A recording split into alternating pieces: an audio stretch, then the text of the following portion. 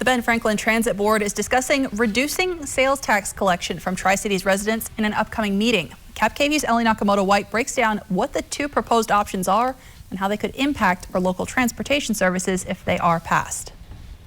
Our board of directors would like to look into the possibility of reducing the tax burden on Benton and Franklin County residents. Ben Franklin Transit currently receives a 0.6% sales and use tax. But now some are looking for a change, citing a lack of riders on buses. The board is discussing two options. The first would temporarily reduce the tax rate that residents pay by 0.1%. Now the second would reduce the tax rate by that same amount, but it would be permanent.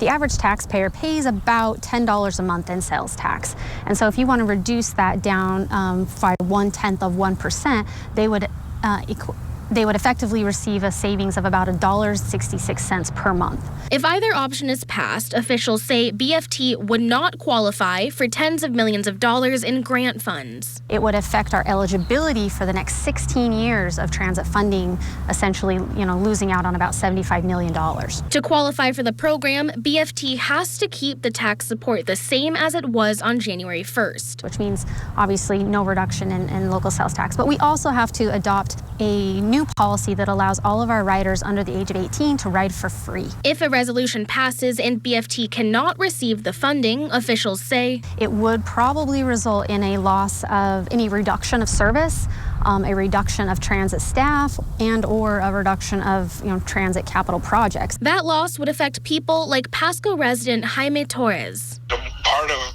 my disability is I don't drive, so I depend on dollar rent. This is something that's vital to our community. He says cutting funding would have consequences on the entire community. This is an attack on the poor. This is an attack on minorities. This is an attack on people who can't drive.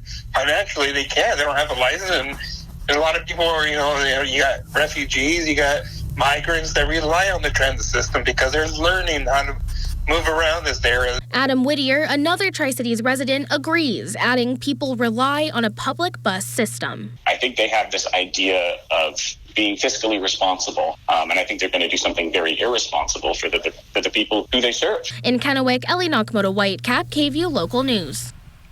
Now, if you want to share your thoughts on this vote, BFT officials are asking you to sign up to speak at their upcoming board meeting next Thursday, April 14th. The proposed sales tax cuts and the free fare policy for kids 18 and under are both going to be up for discussion.